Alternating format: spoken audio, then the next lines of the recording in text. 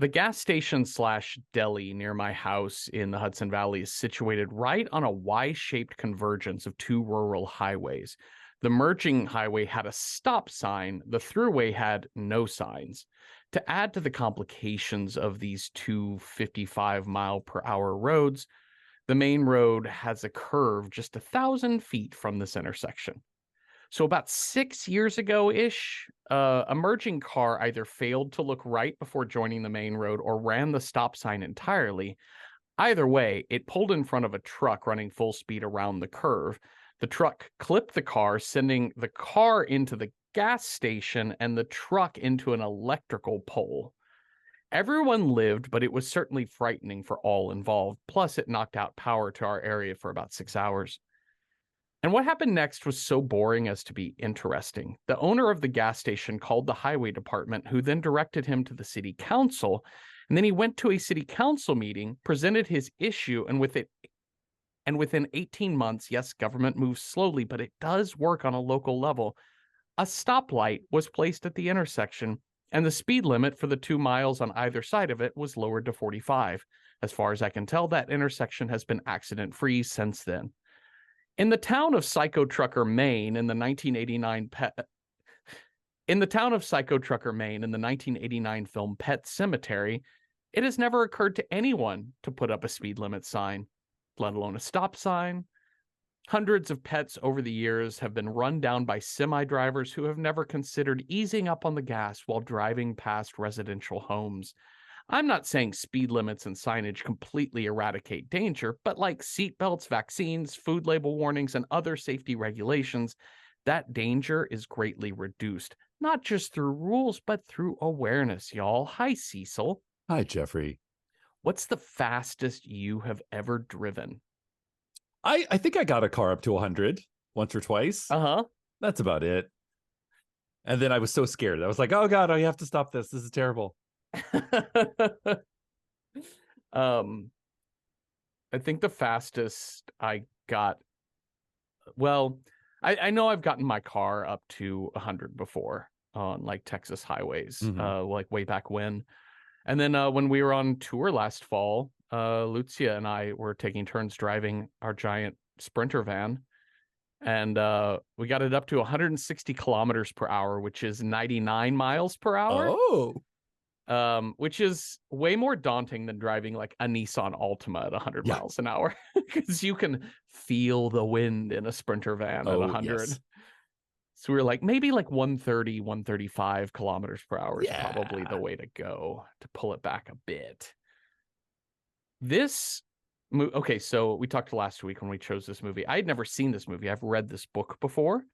I consider it a super bonkers book. I believe this was written in his cocaine era. That seems about right. Yeah. This movie is written by Stephen King, though not directed by Stephen King. It's directed by Mary Lambert, who had a really great career directing music videos back in the 80s and 90s. She directed Like a Prayer by Madonna. I know, right? Isn't that cool?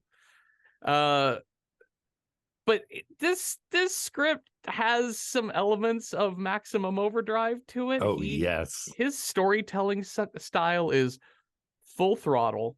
The world is evil and terrible. Yep. Everything can harm you, and it will. Yes. Everything is awful.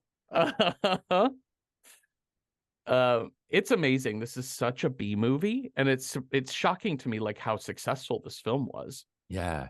You know, it's interesting. I think I said last week that this was a made-for-TV movie, and I don't think it was. I went back and looked. This was a movie, but apparently this was like and it was critically kind of meh. Like people were like, that was a film. But then it like ruled in the VHS Blockbuster home video that year. So everyone rented this movie, which is, you know, 1989, my 10-year-old brain was like, of course it's on TV. It's a Stephen King made for TV movie, just like all the other. But no, this was a movie, but like everyone watched this movie at home, which is I think a testament to its balls to the wall, kind of insane, campy at times, a little bit over the top, maybe. Yeah, the kind of thing that you're not going to like make a date to go and see this in the movie theater. But man, if you rented this and you have 2 days before you have to return that video, you are watching it like 4 times. It does feel like a made-for-TV movie. The script in it is so simple. Like, it's just this goes to this, goes to this, causes this, causes this.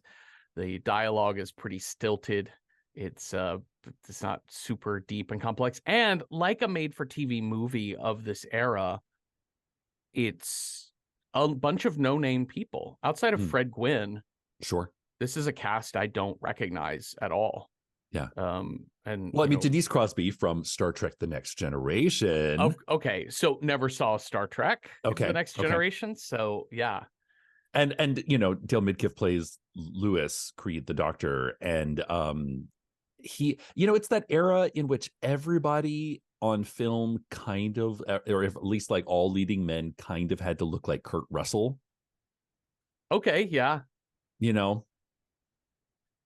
Yeah, it's got a generic B-movie quality to it, but it was a big success. It was a financial success, if not critical success. It is funny doing this podcast over the last 3+ years.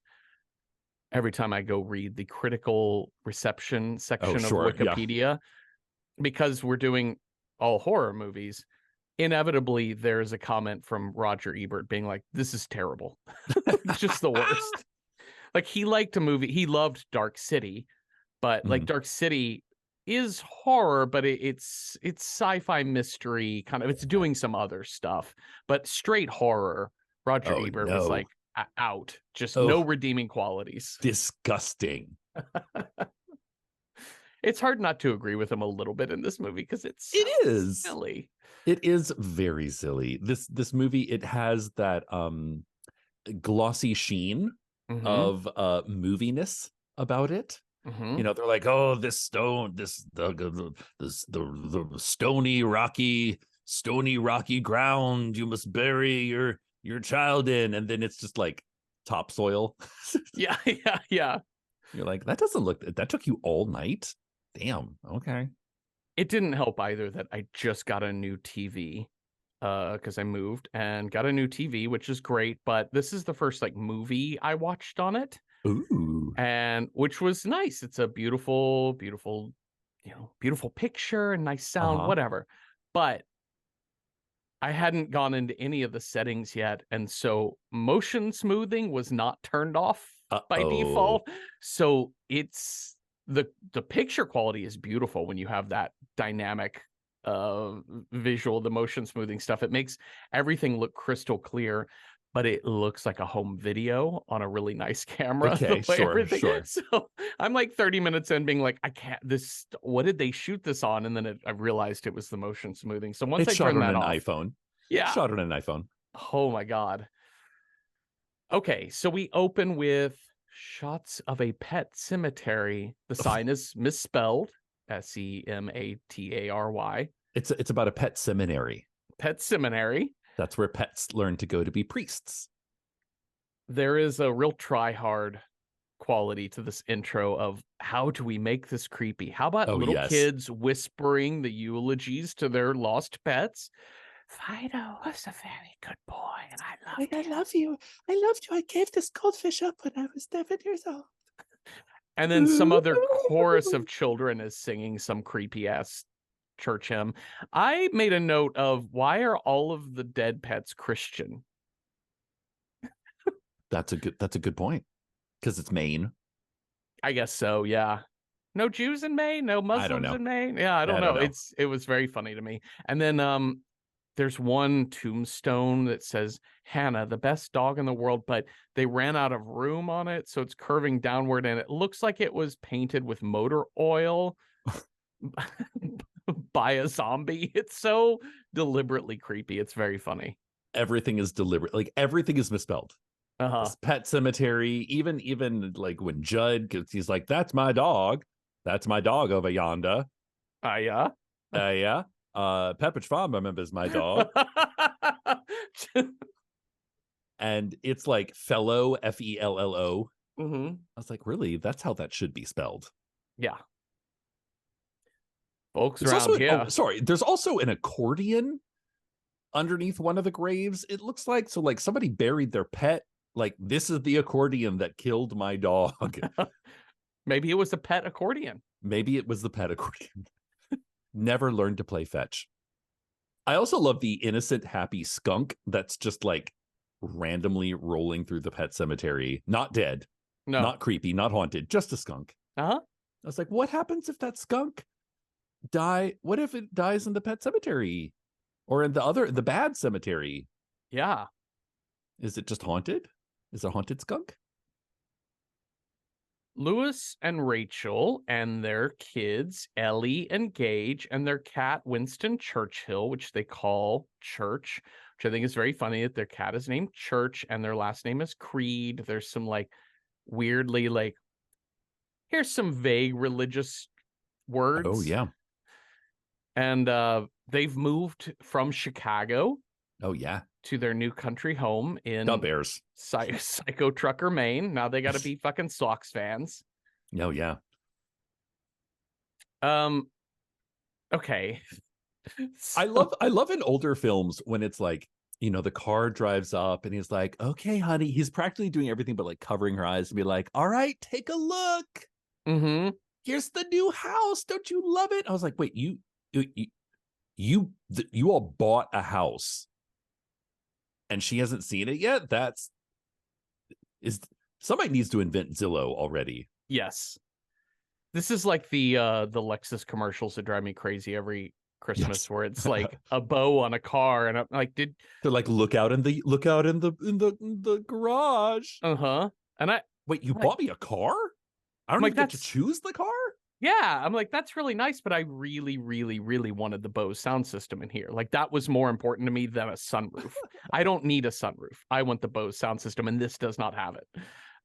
Yeah, so they get to their new house. Everybody's happy. There's a tire swing on a tree that Ellie just runs and jumps on. A recurring theme in this movie is parents just not being very good at things. Well, not that they're bad parents. This is a moment wherein everything can kill you, so you're going to have to ratchet up your protection. Yeah. Yeah. Like all the parents in this are a little like $1 short and a day late. Yeah. And of course the tire swing crashes that Ellie's on. Oh, she skins her knee. But while she does, that creepy ass kid, Gage, like Cat. It's like a 4-year-old, 3-year-old. Yeah. Cat. That child is terrifying. Uh-huh. I think he's in Freddy's Nightmare. What he's in another. He's a creepy child in another film for good reason. Because he's so beautiful and adorable as to be like a doll. Like yes, like porcelain doll, otherworldly child. Mm-hmm. And then you put a scalpel in his hand, and whoo, he's a master. Well, while they're busy tending to Ellie's like bruised bum from falling down on this tire swing, Gage is just toddling over to the highway where the same Orinco fuel truck drives 800 miles an hour up and down this route. Deus Ex trucking. Yeah. And Gage is just like waving at the semi-trailer. And I want to give you a big hug. And then he wanders into the road as a dump truck is flying at 600 miles an hour. And it's Judd, the across the street neighbor, the older man, Judd Randall, I think? Crandall. That Judd swoops him up and is like, wow, got to be careful out in them streets. Folks on here drive real fast. And the parents are just like, oh, thanks. Oh, cool. Wow. Oh, dear. Great. Oh, no. Maybe we should put in a fence or something. Oh, rumble strips. That's what I think. Yeah. I was like, what do? You asked the city council to put in rumble strips to slow people down. It doesn't even occur. They're more worried about the cat getting out and getting run over than their child. Yes.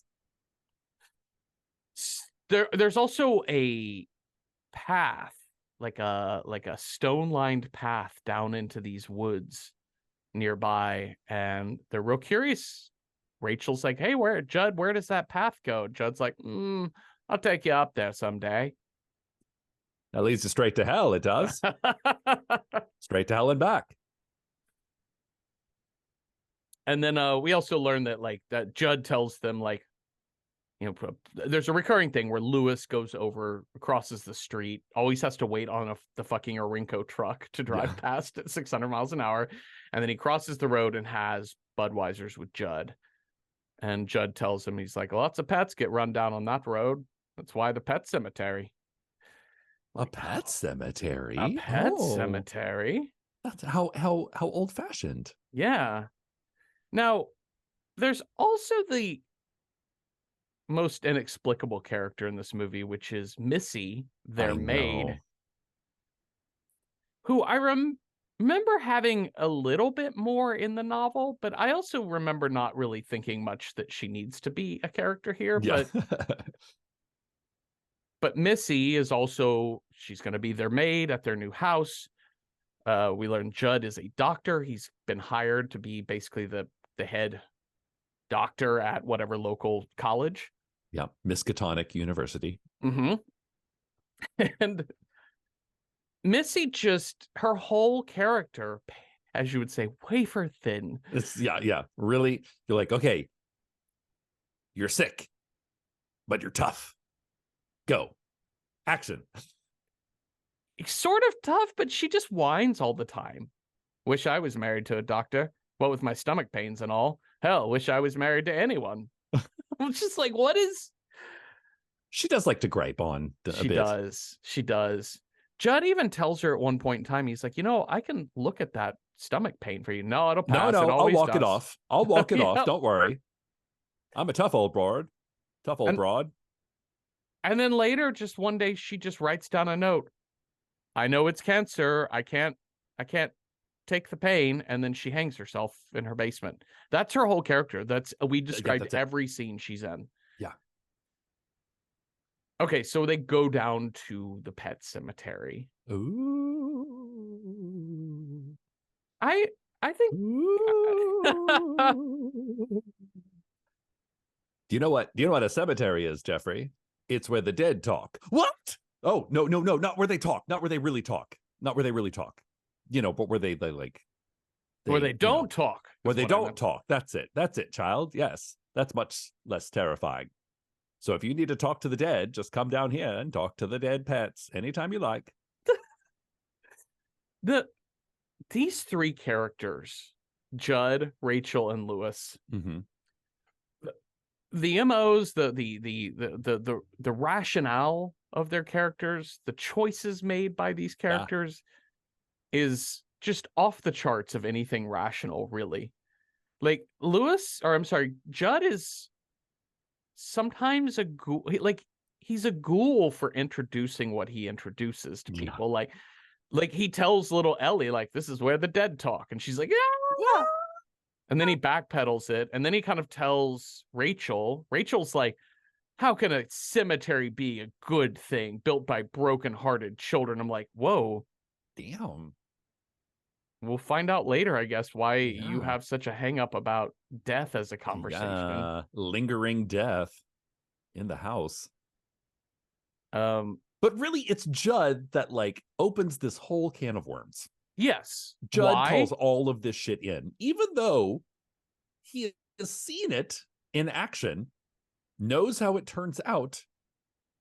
And you know what? Rather than telling this poor girl that her cat has died and you can go get another, you know what? Children forget. You can tell a child that you never had a cat. You never, just fully gaslight that child. Just be like, no, you never actually had a cat. Look, I brought you a new one. It's just as adorable as that old one that you never had. And it would have been just fine. Yeah. This entire story, the book is exactly like this too. And this is how I felt about the book, which is, wait a minute. Everything went wrong because you could not tell your child that your pet died. Yes. Correct. Lewis's MO, he cannot function. He's so scared of his daughter's reaction to church being dead. Yeah. So there's our three characters who have no grounding in any type of emotional maturity or good decision making. Which is strange because their daughter is extremely psychic. Mm-hmm. And probably would have enjoyed burying Church in the normal pet cemetery, making a little grave. Yeah. And she probably would have been able to talk to her cat after death because she's super psychic. This should have been Winona Ryder and Beetlejuice, basically. Yeah. She's like, I love my cat. I love my cat more now that it's dead. Yep. But Ellie's also super into religious philosophy and some very deep questions of religious philosophy, because she's worried about, now that she's seen the pet cemetery, what if Church dies? Like, one day he will die. We all die. That's what's going to happen. And it's not fair, because what if God comes to take my cat? He can't do that. He's my cat. God gets his own cat. Yeah. I love Lewis's answer to this. He's like, I promise you that Church will not die. And I'm like, well, he actually says it's going to be fine. And it's Rachel who stares daggers at Lewis, and she's like, you better promise her. He's like, well, you can't guarantee anything. Like, I got to take him in to get neutered, and he could die. And she's like, you promise her.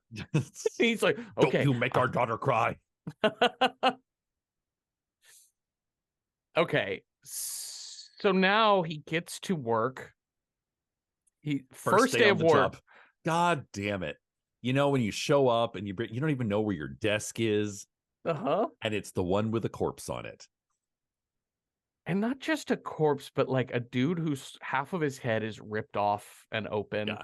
And it is other students carrying him on like a blanket. Yeah. Which is probably just the like Jamaican flag they tore off of their wall next to the Bob Marley poster. Yep, that's it. And they're running and like screaming, howling. It is so overwrought. It's so overdone, this scene. I think it's also funny. Like, isn't he hit by a truck as well? Yeah. So, like, I think there's a bigger problem in this town that you all need to address. Yes. Stop signs. Put up stop signs through the town. Road bumps, road titties. Road bumps. Put those, I love rumble strips. Yeah. Listen, I live in a curvy, and listen, everybody, it's like, it's actually kind of similar to this, where it's like a major artery that sometimes big trucks go down, but like the houses are right on the road. And listen, you know, I live in Hippie Hollow, and everybody's like, slow down, love wins, you know, like, it's like very much put up signs just to be I see this sign all the time: drive like your children live here. Yeah, exactly. And if you live in a neighborhood, you see the slow down signs all the time. What's really big in my area is cutouts of a child, like not like realistic looking, but like, not like human sized cutouts, but like child sized cutout. And it's, you know, kind of a little bit more like graphical, you know, in design, but it's like a kid with like a baseball hat and a backpack on, like arms out in motion, like it's walking like on the side of walking into the street. Yeah. And to make you think a human is there. And it says like slow down on it, you know, and so yeah, which is, I think, a great idea. Like, it keeps your eyes alert. This is They've never thought about that like, here. I think cars just like exploded on impact. That's true. You know, like the Department of Transportation was not the powerhouse it is today, I don't think. So this dude is clearly dead. Lewis covers his eye, closes his eyes. God damn it. I thought I was just going to have a sprained ankle on my first day. Yeah. And then this jump scare body wakes up and grabs Lewis and says, the soil of a man's heart is stonier, Lewis. Like, it's what? Stonier than what? How did you know my name? Stonier than what? And how do you know my name? Yeah. Shocking. And then he says, I'll come to you, is the other thing he says.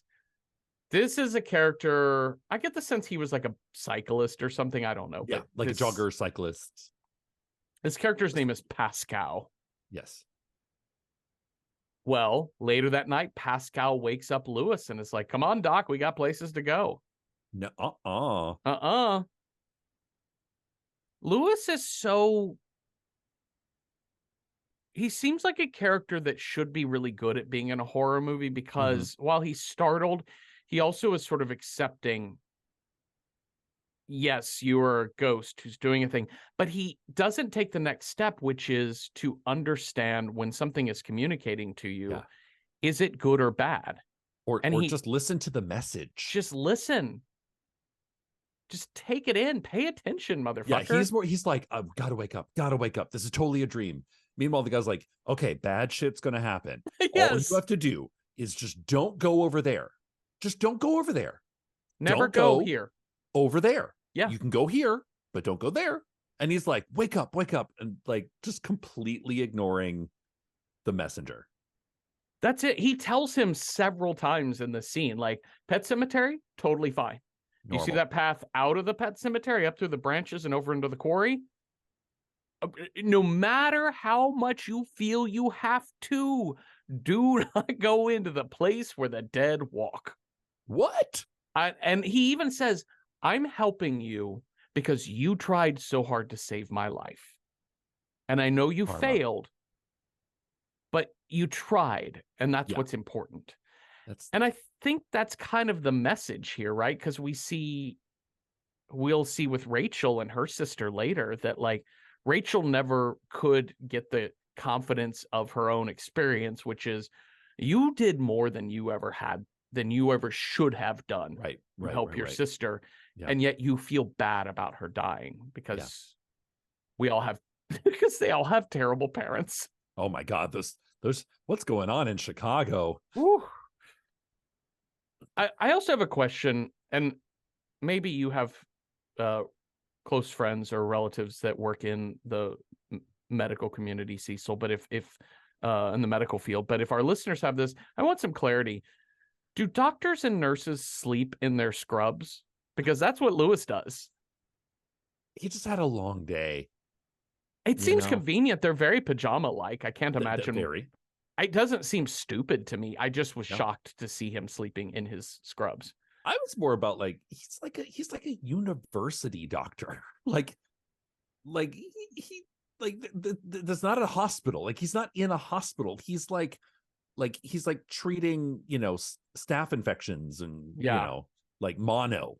That's like, and probably STDs. Like that's, he's putting bananas on condoms and stuff. He's supposed to just, every time you come in, he gives you a prescription for amoxicillin, no matter what you did. That's it. Yeah. Just burn it out. That's right. I think I broke my toe. Have some amoxicillin. That's fine. It'll help you. Which I think is kind of why this Pascal death at the beginning, because he does call for an ambulance. He's like, I don't care, get in. We have to get him to a hospital. Like, we can't do this shit here. Okay, well, he wakes up in bed, and it wasn't a dream because his feet are hella dirty. Yeah. He was actually out there. That's so creepy. I think that's one that, like, the remake made a much bigger meal out of, the sort of, like, night sleepwalking, and sort of like a lot of the plot holes in this are kind of covered. They're like, no, he was sleepwalking.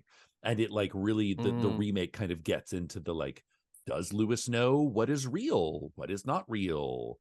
It's not like he's seeing his imaginary ghost friend who's like, for karmic retribution, is like coming to help him out. It's more of like, he doesn't know day from night. Yeah. Kind of thing. Yeah. This movie doesn't really build to Lewis's, I don't think it earns Lewis's like psychosis at the end, like his crazy decision making. Yeah. And it doesn't give us the breadth of the relation. Like, I understand that a father and a young son, because Gage is going to get killed by this fucking Orinco truck, but obviously there's a thing I can naturally assume that if you lose your 4-year-old son in a way that you feel could have been your fault, you're going to have a hard time with it. Oh, yeah. That's very clear. But the choices he makes from that don't quite make sense, that he goes from 0 to 60 so fast. Yeah, like the trucks. Well, see, so we made it to Thanksgiving. Oh, yeah. And I Rachel's love this. this Like, fuck your dad. You go to honestly, Chicago. yeah. You have a happy Thanksgiving. I'm sitting here. I'm not doing a. I'm not even getting out of my underwear this Thanksgiving. Fuck your dad. Fuck Chicago. Y'all have a fun time.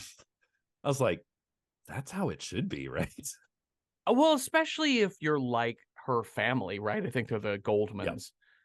And because he even says in the scene, he's like, your parents have never accepted me. They're very cold to me. And the first time we meet them is just on the phone call to Chicago on Thanksgiving to Ellie. And it's tense. Yeah.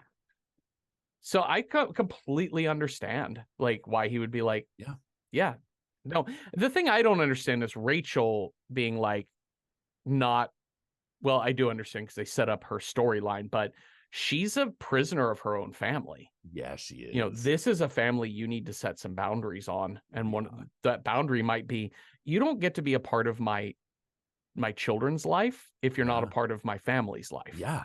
If you can't accept my husband, you can't accept my children because they're also his too. Like just moved to a new house.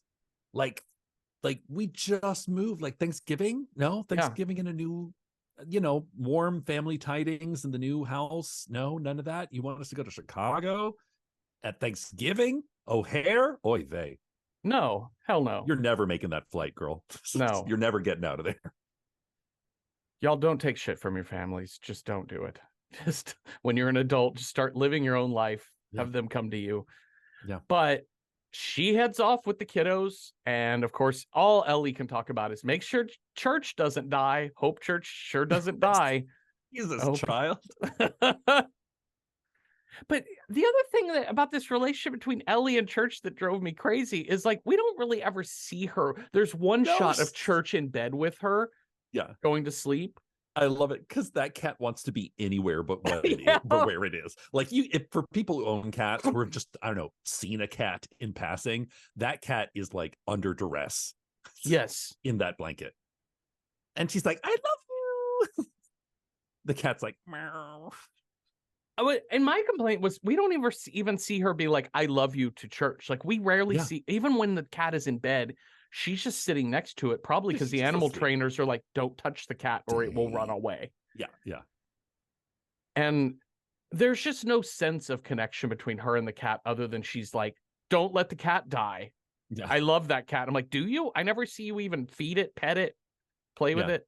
Mostly it's mostly that cat's job when it's alive is to jump out of trees at scary moments and surprise Lewis. So clearly the cat has already picked its owner. That's your cat now. A man must bury his own. Well, that's what's about to happen because Judd calls Lewis and says, say there's a dead cat on my lawn. Well, wait, what voice was that? That was like, I don't know. Mid-Atlantic, transatlantic. Are you Catherine Hepburn? What's happening? I am, yeah. When he says, I think it might be your daughter's, and it is. This cat is real mangled. It got hit by a truck and thrown into Judd's lawn. And Judd, for whatever reason, knowing the full fucking story of what happens in this fucking sacred burial ground thing, is like, maybe there's a better way. Okay, boomer. All right. It's not only just another path a little bit beyond the pet cemetery. It's over this is like wild 50-foot high pile of tree branches and then down a sheer cliff of rock into a quarry. I'm like, is there not a road around that to the quarry? Yeah. In theory. My favorite is when they're like, okay, don't go up there. That's where the bad things are, but we're going to go up there just this once. I'm not going to tell you why. Just follow me. Because he doesn't tell, like, okay, they're in the pet cemetery and and Lewis is like, well, I guess we should get to digging. He's like, no, not here. We're going to the place that the ghost friend told you not to go. And I would be like, wait, why don't we just bury the cat right here? And at no time does Judd say resurrection ceremony. Yeah. You know, which was like, and they walk it's not just on the other side of the fence kind of thing. Yeah. My favorite is when they're climbing a hill and it's like, you know, they're definitely in bad territory. And it's like,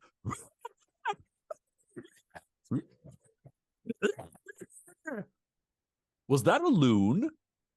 Yep. Ah, the peaceful, majestic sounds of nature. And Lewis is like, that was not a bird. Uh-huh. Unless it was Big Bird. Getting run over by a truck. And he's on PCP. Yep. Well, he's got to bury the cat there. You got to bury your own. Also, like this Pet Sematary, like again, this movie is very movie. You know, like the fact that there's this like huge laid out like geometrical sacred alchemy kind of thing on top of this hill that like no one knows about, but is clearly visible from like 3 states away. Yeah. It's got all kinds of like, like sacred looking patterns and shit on it.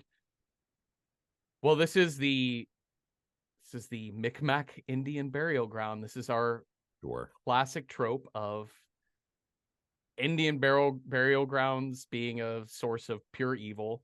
They're like, oh no, our guilt.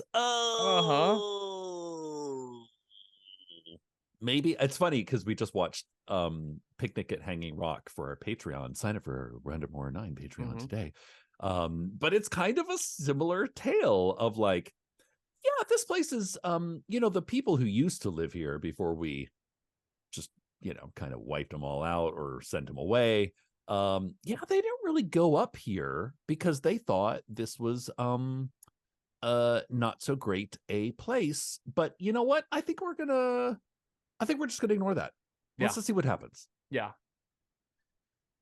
The one thing about the framing of this trope of the Indian burial ground in this movie that was different than what I anticipated, because I knew that existed in this film. Sure.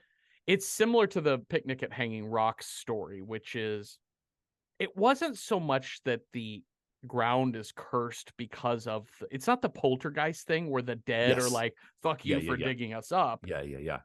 It's actually because it was a place where the Micmac tribe was indigenous to this land. Yeah. They would bury their dead here in the quarry, and then started finding out that the dead were fucking coming back to life in horrible ways, and they were like, absolutely not. And they left. They're like, no, maybe not on that hill. So it's less to do with the fact that the Micmacs did anything there that caused this. The Micmacs actually just learned that burying people there is a bad fucking idea, so they stopped doing it, which Judd fucking knows. Yeah. And actually the lesson here is that the indigenous people are way smarter than this fucking idiot Lewis or Judd. Anyways, they get back to Lewis's place, and Judd says, by the way, what we did was a secret. And then he says, don't tell anybody. Don't tell anyone. If your daughter calls, tell them the cat's fine. So weird that us men keep secrets. It's usually the women keeping the secrets. I'm like, thanks, Judd. Really?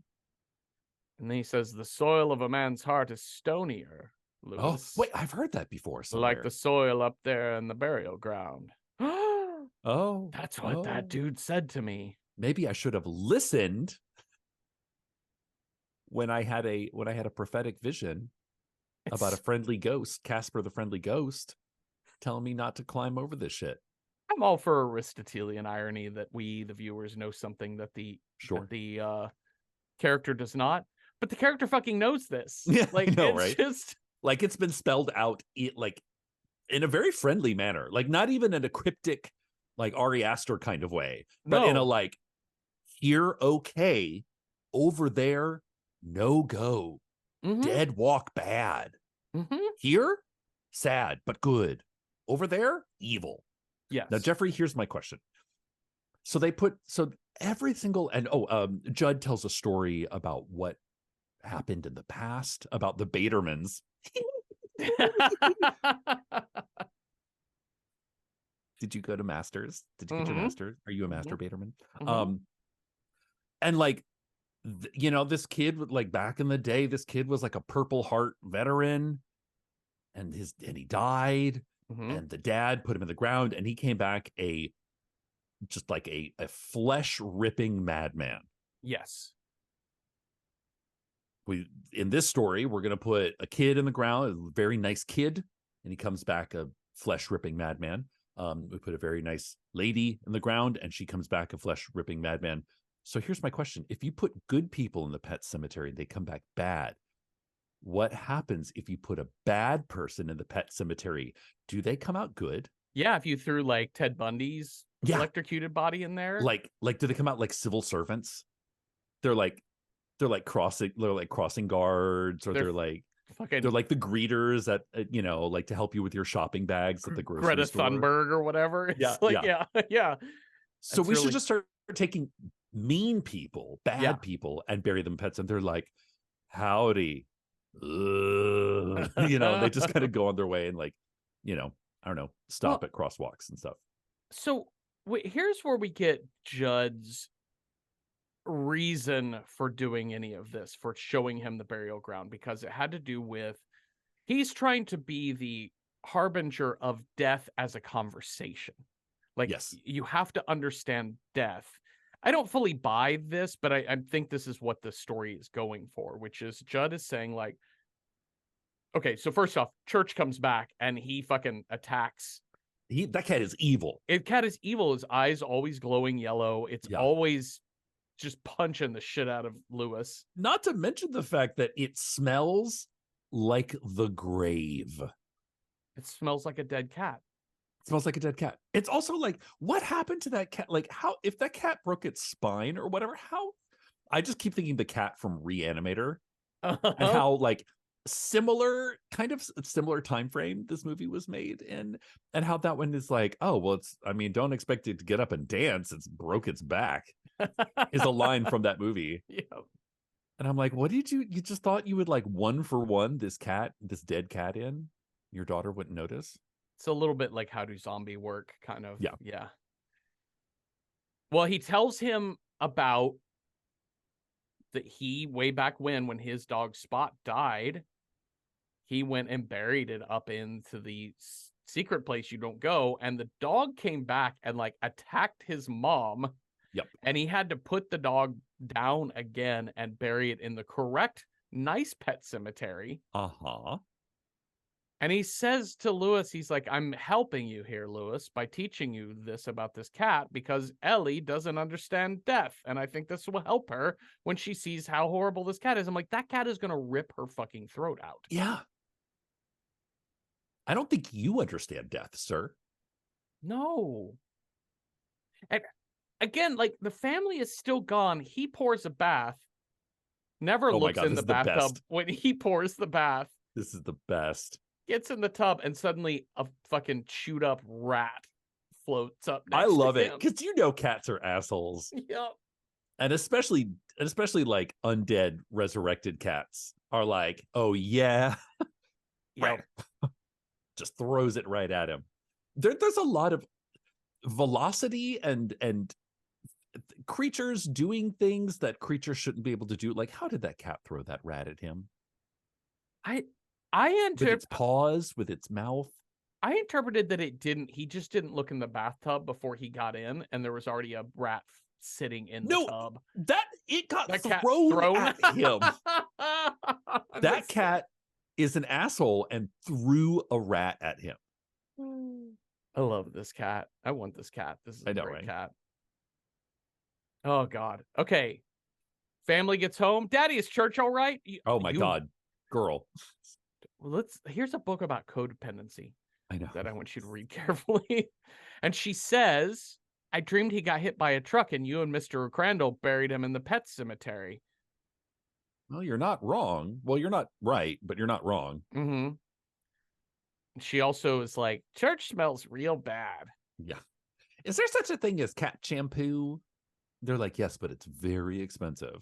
Yeah, because you can't. And of course, Daddy, he's like, don't worry. I'll forever be shielding you from the problems of the world, because my daughter's tears are my worst enemy. I was exhausted at this point in the movie. I was like, this whole like sitcom premise thing. Yeah. like, okay, let's just replace the goldfish and see if the child knows. Like, just, I understand, like, but this is such a dumb thing to hide from a child. And I Yeah. think deep down, he's actually not scared of Ellie. He's scared of Rachel because Yeah. Well, shall we talk about Rachel's, this trauma dump moment? whoa, woof. Okay.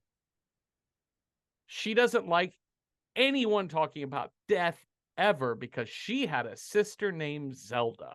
Oh, Zelda. Okay, is the depiction of Zelda is very much ableism, right? Like Yeah. the classic, like, Yeah. what if somebody who had spinal meningitis actually was so hideous from their disability that they became a monster? And what Yes. if we added to that by being transphobic and said it Yes. makes it even scarier if we cast a man to play her? Check, check, and check. I was beside myself when this This happened, is when this like, it's scene came up. so much. Like, it's It's so much. And like, it's like, just when you think it couldn't get more wrong, it just continues to go and find new ways of being wrong. I'm not giving a pass to like ancient Indian burial ground trope, but that's also a thing that's existed for a long time in American literature and American movies and storytelling. And so that's just lazy. This was very creative. Like, you Yeah. had every step of the way to say, like, we're inventing this new monster Yeah. and let's do it this way. I'm like, you had a lot of points where you couldn't be lazy. You actively made this creature. Yeah. Yeah. And you made it like to the nines. Mm-hmm. Like, at one point, the sister is literally like, Yeah, she's like the fucking cackling. witch. I was like, I think your sister's in a lot of pain. Yeah. And so clearly Rachel as a kid, she's a younger sister. She's like 9 or 10 Yeah. looking in this. And then her older sister seems like at least 17 or something. I don't know, much older, whatever. But the whole thing is that like she was always like taking care of this girl because mom and dad hid her in the back room. Like, she was Dirty the family secret. secret. Uh-oh. And her parents were actually out. Her parents weren't even there when Zelda dies. But I just don't like, Zelda at no point is like, help me, I'm in pain. Zelda is like No. cackling and grabbing her, like, Yeah. I'm gonna make you a monster too. Yeah. Like Wicked Witch of the West bullshit. Also, I clocked when she gets so scared and runs out of the house as she's telling the story, little child Rachel, she's running out of the house. And there's just like 3 kids just standing at the doorway, just staring at her. Yeah. Like, all the neighbors have come to look. Yeah. And you can kind of clock one of the kids is like clutching his own hands and like smiling nervously. Just the extras. Oh, nervous look, child actors. yep. They're like, is it on? Is it, are we rolling? I'm being adorable. Oh, wait, what? Don't look at the camera? Lewis has one of his best, like most astute observations, which is in this moment, he's like, listen, hun, baby Your doll, parents are dicks. that's horrible Yeah. to leave Like, a child alone with us, or to leave Zelda alone. yeah. Being Like, you're cared for leaving by you're a leaving 9-year-old. 2 unaccompanied minors to accompany each other, and one of them can't even leave her bed. Yeah. And you're just being like, hey, here, just make sure you get her medication right, or whatever, Yeah. because we can't deal. And he's like, and my thought here is like, so now you understand why we don't go home for Thanksgiving. Mm-hmm. Like, they're the worst characters in this movie. Oh my God. Well, we haven't even gotten to the funeral yet. Ooh. Okay, so now we get to the scene where the fucking Orinko truck is at it again, driving along this road at full speed, dude bopping along to the something. Ramones, because To the apparently the Ramones. director, she That's was a right. fan of and friends of the Ramones, and she's like, yeah, I can get the Ramones to write us a song. That's cool. That's right. This is like peak 80s Stephen King. Like, they're like, I don't know, big Hollywood. Mm-hmm. I'm sure there was a power lunch at California Pizza Kitchen. They're out flying the kite, and he's letting Gage fly the kite, and the whole time Ellie's like, I won't fly the kite. I want to. It's my turn. Like, let Gage do it. Gage drops the kite thing and it starts dragging along the ground, and he chases after it into the street. And the whole time they're just turned to Ellie. Yeah. Because Ellie's crying about something. And it's Judd who's like, hey, I think that boy's going in the street. Well, I think it's kind of funny. They're like laughing at Judd, or they're laughing at Gage, because he's just keeps going, uh-oh, in that adorable child way. And they're like, uh-oh. Oh my God. He's practically in the street. You sort of anticipate that, obviously, as a parent, you want to keep your children away from busy roads. Mm-hmm. That's a truth. Yeah. Even a slow suburban street, you want to be careful, especially suburban streets where cars are parked along the way, like people can't see kids jumping out between cars. There's a lot of reasons why roads are unsafe to be near as children. But I don't want to entirely blame Lewis and Rachel here for turning their back on Gage for a second. No, because you expect a person driving a car through a residential area to not be going 80. Also, I clocked this. The truck horn starts blaring before he hits the brakes. Yeah. Now, I will say, for all the talk of death and all this, like the cat, at no point do they ever have a conversation with either of their children on screen about the road. No. They're not like, okay, all right, come here. See that? That's bad. Don't go over there. Like they never. So unhealthy specter of death, shadow over everything. Maybe, or maybe they're just sort of smug parents that are like, I don't know, they get the idea. Yeah.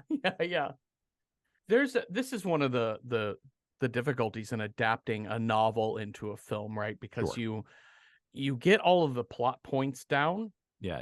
And you forget about the reasons. You forget about the reasoning. You forget about the whatever. And one of the things I remembered from the book is that Gage regularly wants to go wave at the trucks. And Dad keeps being like, that's can't like his go. favorite thing. He loves seeing the trucks. And we only see him do it once.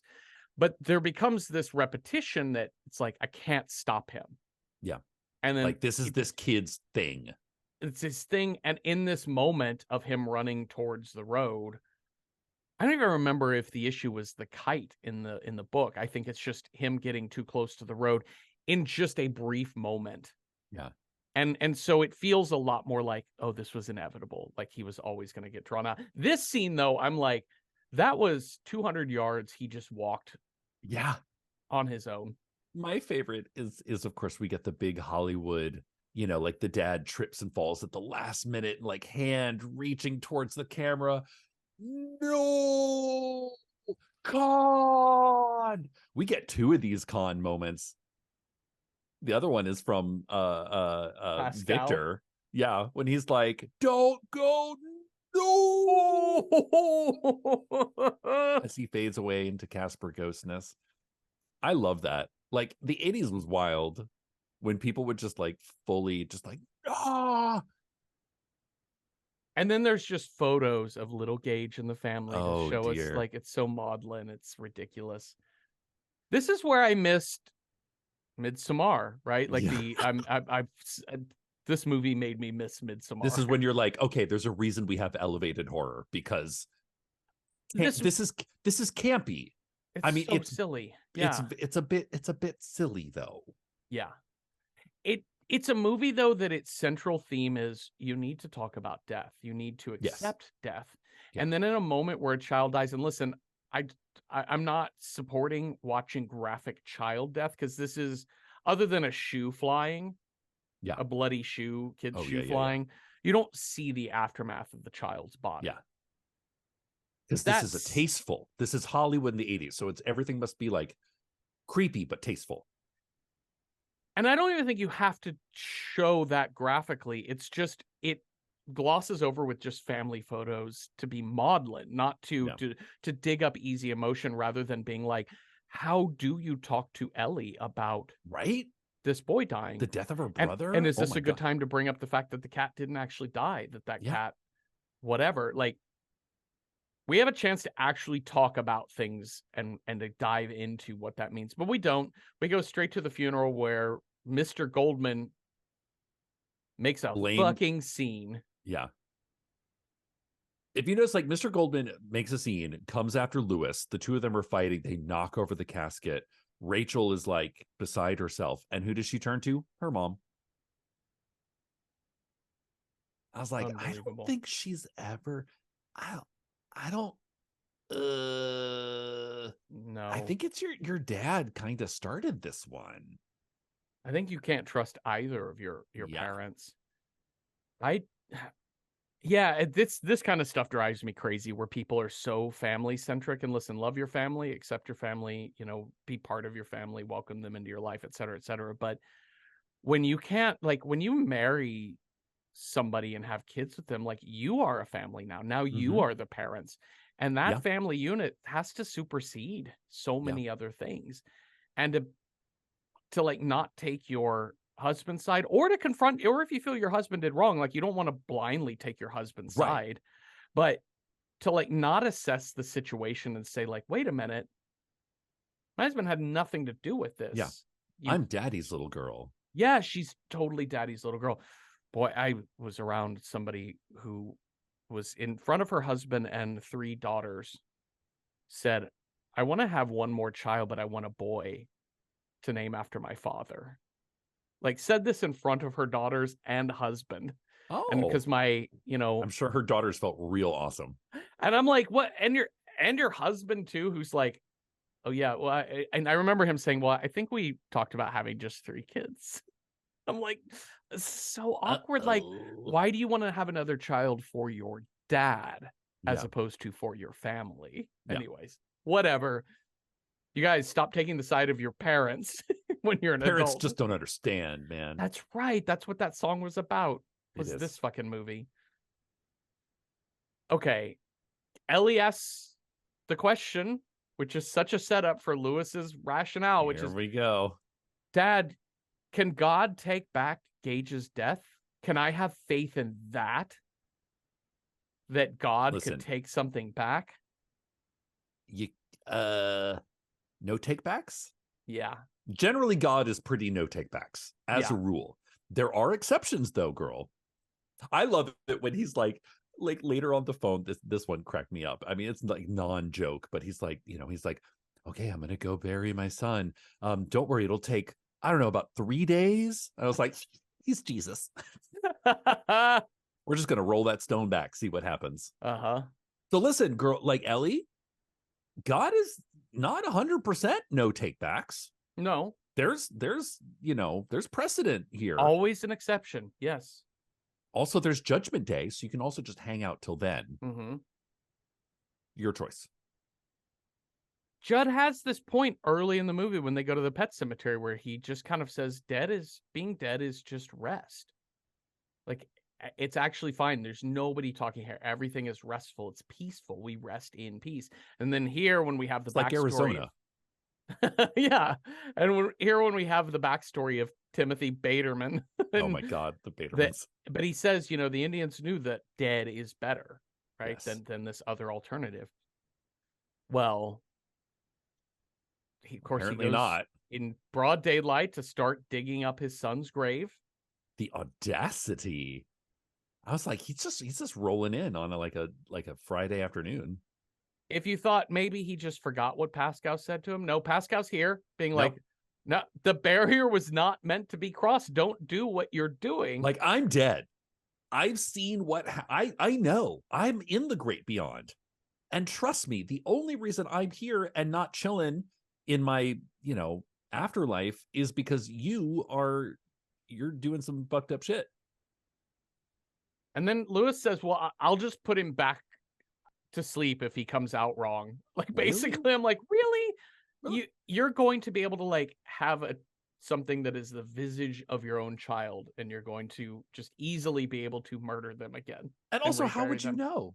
Yeah. Like, you're assuming that he's like, what? Like he mixes up his L's and his R's, or like, like what's the spectrum here? Yeah, like from homicidal maniac to like, he's died and he's come back a shadow of the grave. Yeah. What's the testing here? Like, what happens when you got to enroll that child in kindergarten? Yeah, what if he just talks too much in class? Is that coming Yeah. out wrong? Yeah, it's, like what? Just like, oh, don't mind him. He died when he was younger. We had to take him to a Montessori school to get him caught up. And he also beyond the fact that this for Lewis is a nuanced point, but you cannot dig up a grave and then repack it and have it look like you didn't dig up the grave. I know, right? Yes. You really honestly cannot do that as a solo person without a lot of heavy machinery. So the idea that anyone's going to be like, yep, nobody dug up any graves here in this graveyard. Looks normal here. He also says Rachel and Ellie don't have to know. They don't have to know. I'm like, oh, they'll know. They saw their brother die, or they saw that kid die. Yeah. And if he shows back up, we put him in the ground. They're going to have a funeral. questions. Don't you remember we had a fight over the whole thing? We're going to have questions. How are you going to explain that away? It's so stupid. Okay, so so it emotionally makes sense, which I think is like a thing of, like, I hate to say this, but when your character is like, an upper class straight white dude who just loves his daughter so much and loves his family so much that he's willing to move heaven and earth, we go, yeah, that makes sense. That's what a good dad. That's a great dad. Like, that's every film, every book I would have done the same thing. Exactly. God bless America. God bless America. But then when you actually think about it, you're like, wait a minute, hold on, just one moment. What are you going to tell your wife? Yeah, how do you explain our son came back from the dead? What are you going to say on the birth certificate? There's a death certificate. Your son is legally dead. He does not exist. Yeah. Were you going to homeschool him? Oh, yeah. So Rachel she's calling home and she can't find Lewis isn't answering. Judd doesn't know where he is. Skullduggery. Yeah, yeah. And so she's turns to mom and dad. Is like, I'm flying home. I'm doing it right now. Yeah. So she does. And now, I love this sort of Casper the Friendly Ghost routine is so fucking funny. Pascal is riding in the aisle seat next to her on the plane ride home. She can't and he's also see him. He's affecting fate to help her get there. Yes. He's like, oh, look at that. Oh, no, there's a rental car with the scratch on it. It's so silly. Yeah. He she's all the Avis rental counter woman is like, we don't have any cars, and he's like, but you do. But you do. Check the other page. She's like, oh, I just checked this other page. We have a damaged car. It's just got a dent on the side, but you can have that. You're like, that's still a fucking car. It also has a tire made out of paper mache. I know, right? That was maybe you shouldn't be renting this car. This car is a death trap. She actually has to, the car crashes. She just died to crash that Honda baby. She ditches it in a ditch and hitches a ride with the fucking Arinco truck. It's the same trucker, right? It's not the same trucker, but it's the same truck. Right. I mean, I think they just rented this one truck for the movie shoot. He's like, hop in, babe. Well, Zombie Gage has come back. Oh. But he doesn't go to Daddy. Mm-mm. He goes to Judd. He's like, I want to play with you. This is where this movie gets really good, because it's so silly in a fun way. It's it's like watching National Treasure Fred Gwynn, and he is fucking, he brings it. He is an amazing actor, and everybody knows him from the Munsters, and so this is getting him to watch him cry and do some actual acting is really amusing. But watching him play hide and seek with this zombie child is hilarious, because I just kept thinking, these grandkids are going to be the death of me the entire time. Are you under the chair? No. Are you under? Oh my God, you just sliced open my tendon. And this shit is visual. Mm-hmm. This is where I'm watching it with my boyfriend falls asleep during movies. That's like what he does. But he woke up for this and he's like, I don't want to see this. Like he woke up for this one scene. Yeah, Zombie Gage finds his dad's scalpel and then he kind of taunts Judd throughout the house and hides under the bed. Judd has a switchblade. So Judd's like, come here, kitty, kitty, kitty, basically with this kid. Right, yeah. But it's one thing to know, like he knows they're coming back evil. Yeah. He like every test we've done, they always come back evil. Yeah. But we don't really seem equipped to deal with evil. Yeah. You know, like he's got like a Swiss Army knife. It's not even like a very good knife. No. But he's like trying to put the like, oh, let's play house or doll, let's play dress up, as opposed to being like hunting. But Gage is hunting him. There's no question Judd has a shotgun. I know, right? He lives in rural Maine. A rifle, at least. And also, if you think somebody's hiding under the bed, just get some distance there. But it's Church that distracts Judd as Gage, then comes out from under the bed and just slices open his Achilles with the scalpel. Then he slashes open his whole mouth. Gives him like the Joker across the just to remind him who's boss. And then he eats his neck. Mm-hmm. It's the tastiest part of the chicken. Is it? No. The chicken neck? You can put that shit in a stock, though. Yeah, that's right. That's true.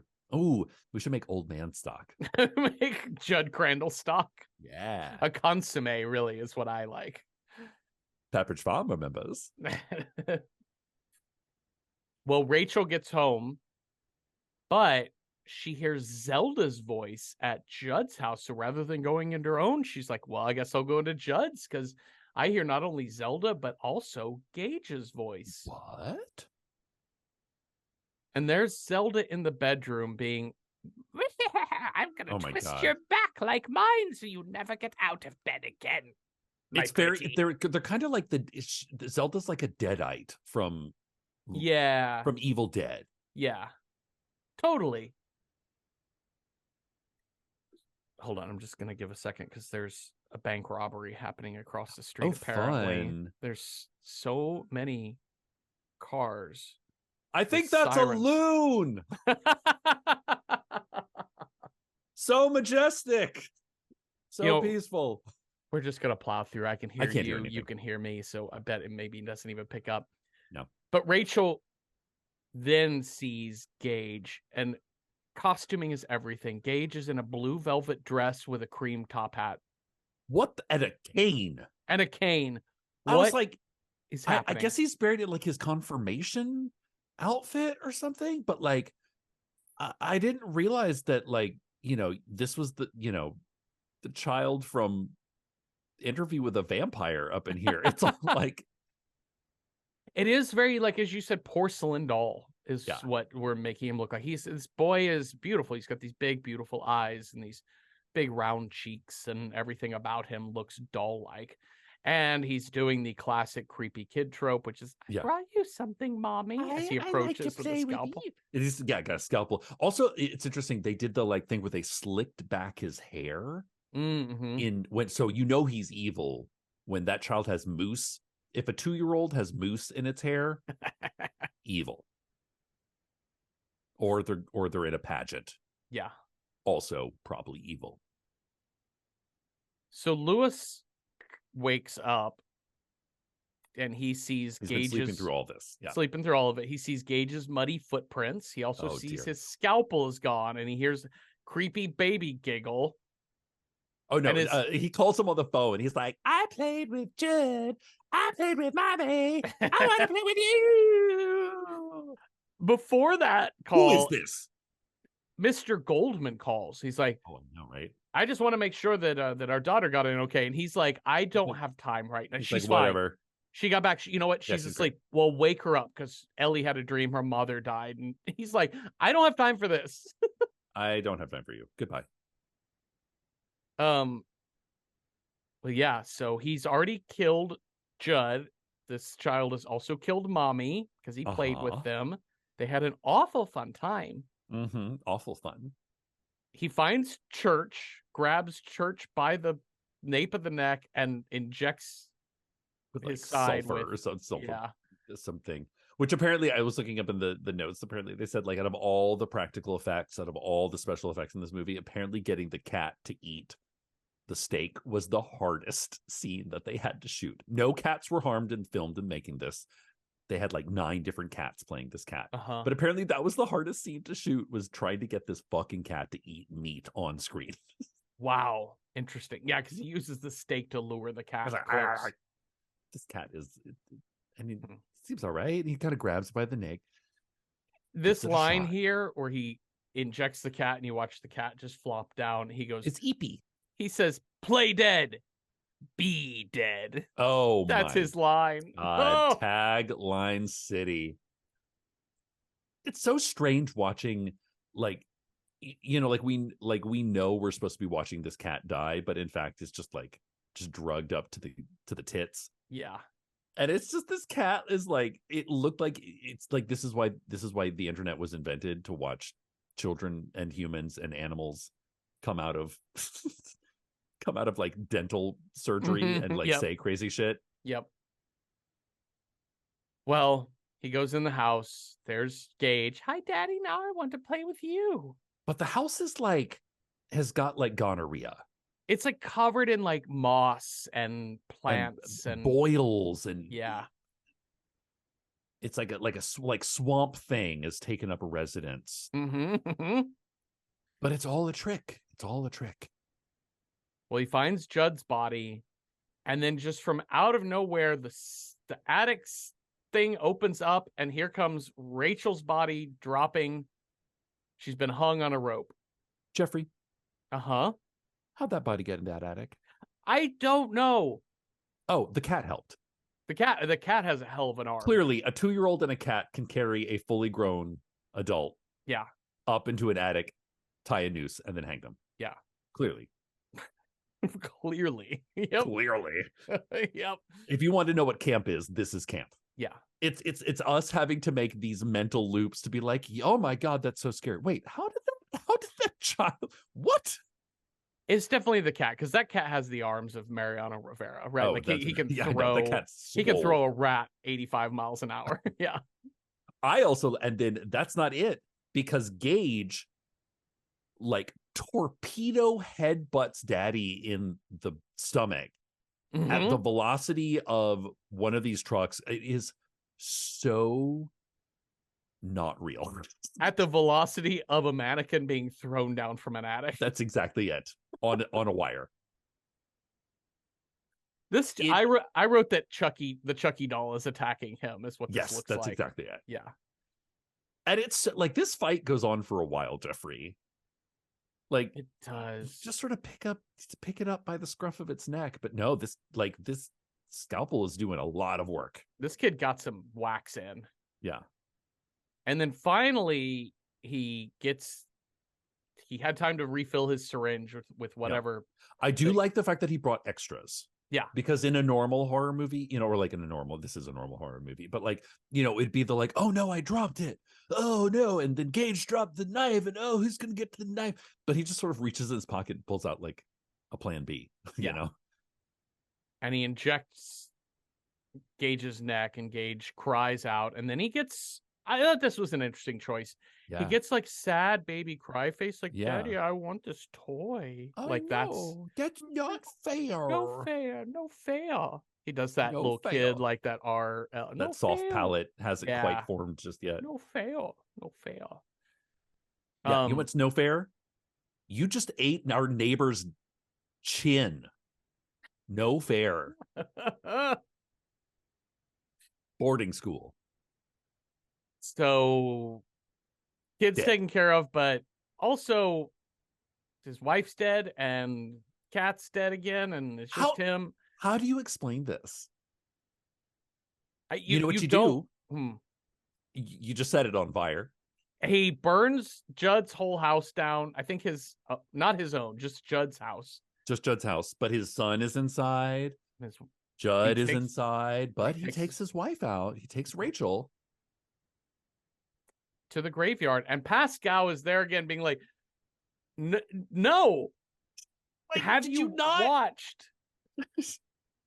And he's like, "No, the trick was Gage he was dead too long, but she just died like a minute ago, so she'll be great."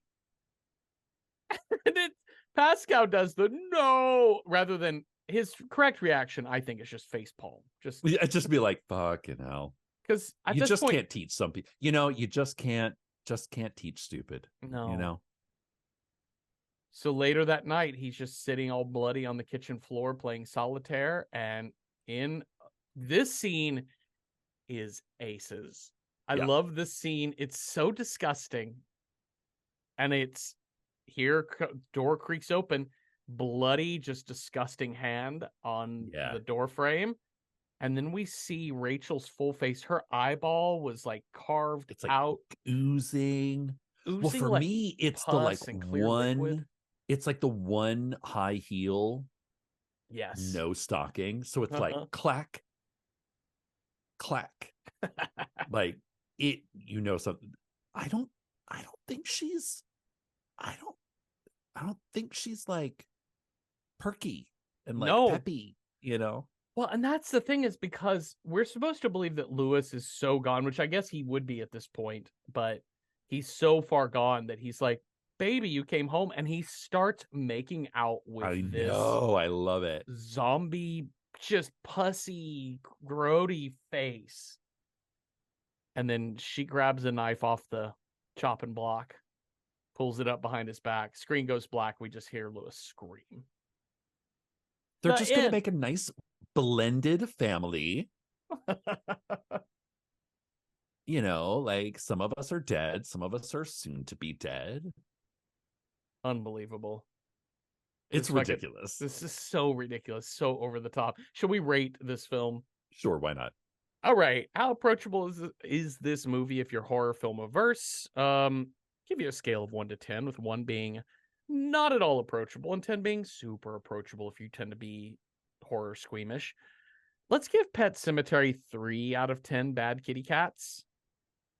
I mean, the gore is mostly to the end. There's some gore early on, Pascal's head wound and the rat and stuff like that, but this ending, the last 20 minutes of this movie is just gore fest.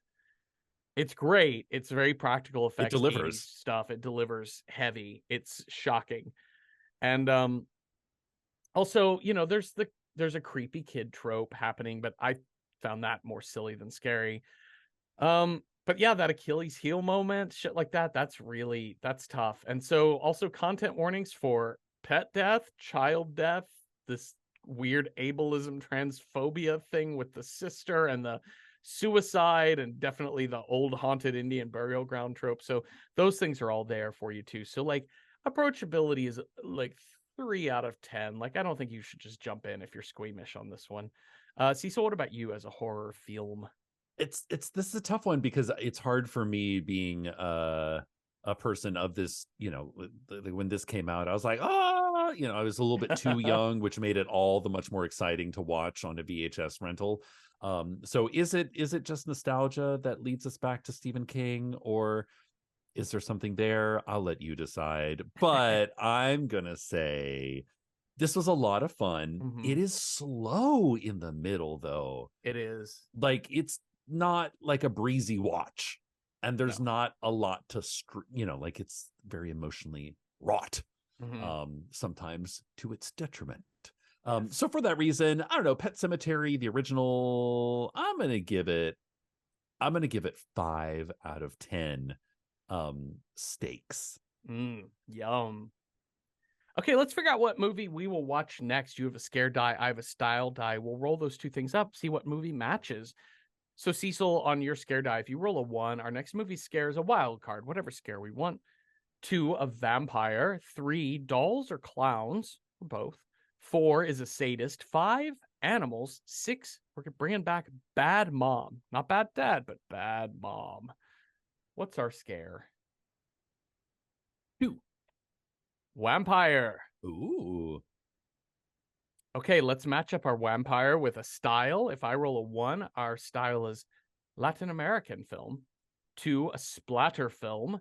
3, something from the 1970s. 4, something from the last 5 years. 5, a folk horror movie. Or 6, just something what the fuck bonkers. All right, here we go. That rolled off the table. Let's try it again. I got a 5. Folk horror vampire. Ooh. Okay. I have a couple that I put on this list, and I imagine that we will have some suggestions from our letterboxed followers as well. Sure. So one that I put on there is a 1930s film called Vampire with a Y. Vampire. Vampire. Oh, Carl Theodor Dreyer. Yeah, this one is a classic. It is this is a German or Austrian film. I can't remember. German.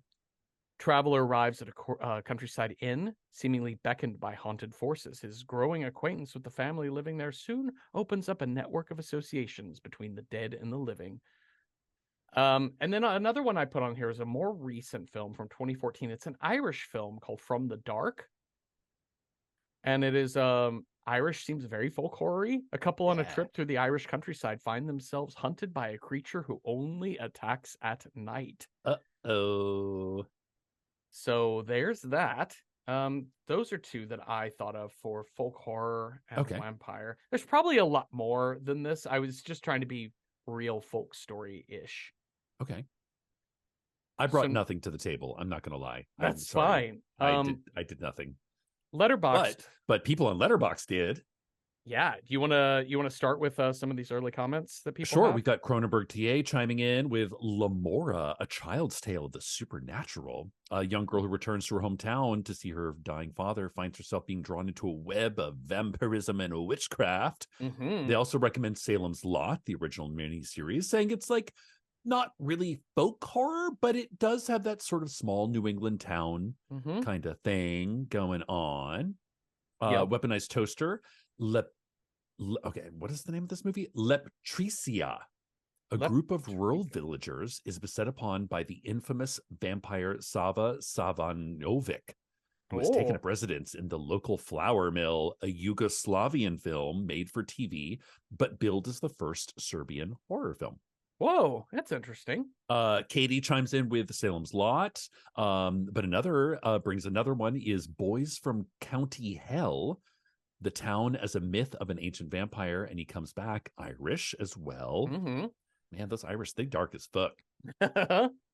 Philip F. Valerie and Her Week of Wonders, which I've heard of, but I don't know what that's about.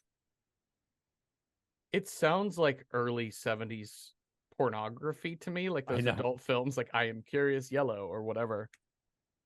Valerie and Her Week of Wonders. I also have learned from this title, but I don't know much about it. Okay, so Valerie and Her Week of Wonders, 1970 Czechoslovakian surrealist fantasy horror film. Czechoslovakian New Wave.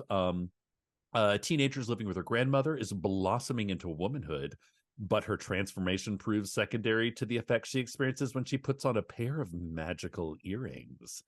And now she must discern what is her sexual awakening, fantasy from reality, a vampire-like stranger, and oh my gosh, carnival folk as well. Wow. This movie sounds like it has everything in it. Thank you, Philip F. Ganymede's Cup recommends The White Reindeer, Finnish. In Finnish, it's in Finnish or Swedish. Folk horror film directed by Eric Bloomberg. Not the ticker tape stock Bloomberg. A newlywed woman goes to the local shaman to get some help with her love life, but instead she gets turned into a white reindeer vampire. Awesome. Great. Dope. Aldo Oeda. I don't know if Strigoi is available to stream, but Romanian movie follows the original folklore. I've heard of Strigoi. That's from 2009. King and Commander. Marabito, a cameraman who's become obsessed with fear, ventures into the city's underground where he rescues a girl who seems to neither eat nor speak. And Brave Crab chimes in with Vampire versus Vampire, a Hong Kong film featuring the Chinese folklore vampire, the Jiangxi. Interesting. Okay, I have been actually, I got to admit, I've been thoroughly enjoying the hopping vampire series that Criterion Collection has been doing, but I don't know if that's really appropriate for this dice roll. If that it is kind of folk horror. That's true. It's also sort of folk comedy and folk kung fu. Yes. Yeah. Okay, so oh gosh, there's a lot here. There's some good ones. Also, we're getting some really good foreign films too. King and Commoner's suggestion of Marabito is really interesting. This is one that's come up a couple times. It's a Japanese film. Just come up in lists before that looks really interesting. So it's also kind of involves like a cameraman investigating like an urban legend of spirits in the. So I don't know if it's folk horror. If it's it's folk horror in the sense that it's urban legend, which is an interesting take on folk horror. I think I buy it. It's like the urban version of folk horror, I suppose. Yeah. I'm really intrigued with what was it? I've already lost it. I mean, I'm super Valerie's Week of Wonders. I listen, I gotta say, Valerie and her Week of Wonders sounds tantalizing. I'm also like the White Ranger sounds interesting. It's also from the 50s, which if you've been clocking along, crunching all the numbers, the 50s is a rough decade for horror. Yeah. So this is like sounds kind of interesting. And also like what's a reindeer vampire look like? I'm curious. Yeah. Leptirica. Leptricia. Leptirica. Oh my god, I'm just the print on the print on Leptirica is so small on Letterboxd. It's so tiny. Yeah, Leptirica, which is the Yugoslavian film, right?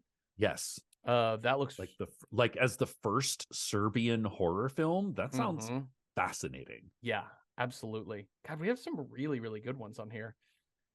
White Reindeer. I'm just gonna check. And also Vampire, like the Charles Theodore Dreyer. Yeah, of course. Vampire sounds great. If we want something kind of like silent and creepy. Okay, I am not immediately running into White Reindeer as available. I was gonna say, a lot of times, some of these, it's a bit of a trick trying to find these to stream. That doesn't mean that it's not. It's just that sometimes Just Watch is a little jumpy about how we write names and if they're translated differently as a title. It may be there, but I'm not seeing it. So I wonder if we want to talk about Valerie, Leptirica, Vampire. Marabito sounds. I gotta say, Valerie and her Week of Wonders sounds fascinating. I think you're probably right. I think that sounds really interesting. This is also a great foreign film. Where was this from again? This is Czechoslovakian. Mm-hmm. Yeah, I think we should just get to it. Let's do Valerie. It's also an hour and 13 minutes long, Jeffrey. Oh, look at that. Just a swift little breeze through Valerie and her week. Valerie and her 73 minutes of wonders. Yes, that's right. Okay, great. Let's do Valerie and her Week of Wonders. That's fantastic. Thanks, Philip F, for that suggestion on Letterboxd. And thank you all for listening. And thank you, Cecil, for talking with me. If you have thoughts on Pet Sematary or ideas for other movies that would have been good folk horror vampire films, let us know on Instagram at randomhorror9 or over on our Patreon, where we have public discussion threads for each episode, and you don't have to be a paying member to participate in those. And watch Valerie and her Week of Wonders from 1970 with us this week, and come on back next Tuesday for a new episode. Have a restful night with no zombie toddlers under your bed with a scalpel or nothing. Boo! Boo.